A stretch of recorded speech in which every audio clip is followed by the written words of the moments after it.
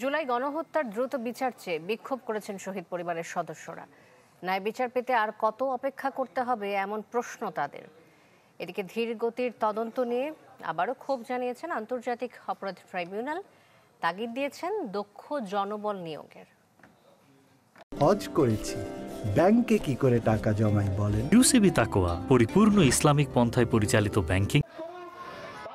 জুলাই গণহত্যার বিচার ও আওয়ামী লীগ নিষিদ্ধের দাবিতে জাতীয় প্রেস ক্লাবের সামনে মানববন্ধন করেন শহীদ পরিবারের সদস্যরা। এরপর তারা অবস্থান নেন আন্তর্জাতিক অপরাধ ট্রাইব্যুনালের সামনে। 7.5 মাসেও বিচারের দৃশ্যমান অগ্রগতি না হওয়ায় ক্ষোভ জানান শহীদদের স্বজনরা। ন্যায় বিচার পেতে আর কত অপেক্ষা করতে হবে এমন প্রশ্ন তাদের। কেন গণহত্যার বিচার দেখতে পাচ্ছি না? এটি জাতির কাছে একটি প্রশ্ন, এটি সরকারের কাছে একটি প্রশ্ন। আমার সন্তানরা আজকে দেশকে স্বাধীন করলো, আর আমাদের সন্তানদের বিচারের জন্য আজকে আমাদের রাস্তায় নামতে হচ্ছে।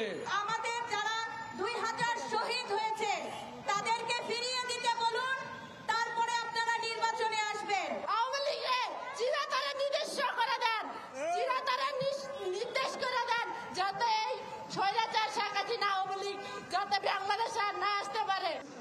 এদিন এক মামলার শুনানিতে গণহত্যার তদন্তের অগ্রগতি নিয়ে আবারও অসন্তোষ প্রকাশ করেন ট্রাইব্যুনাল। তাগিদ দেন দক্ষ জনবল বাড়াতে উদ্যোগ নেয়ার। তদন্তর প্রক্রিয়ার কাজ চলছে। পরে চিফ প্রসিকিউটর বলেন, দ্রুত বিচারের দাবি উঠতেই পারে, তবে বিচার আন্তর্জাতিক মানের করতে গেলে যৌক্তিক সময় লাগবেই। জনবল বাড়ানোর জন্য সরকার ভাবছেন, তদন্ত সংস্থার ব্যাপৃতি বাড়ানোর জন্য কাজ চলছে। আইনের কাঠামোর মধ্যে থেকে আন্তর্জাতিক এবং দেশীয় স্ট্যান্ডার্ড মেনটেন করে ন্যায় বিচার নিশ্চিত করার জন্য যতটুকু সময় দরকার সেটা আমরা নেব, যতটুকু প্রসিজিওর মেনটেন করা দরকার সেটা আমরা করব। বর্তমানে আন্তর্জাতিক অপরাধ ট্রাইব্যুনালে 23টি মামলা বিচারাধীন।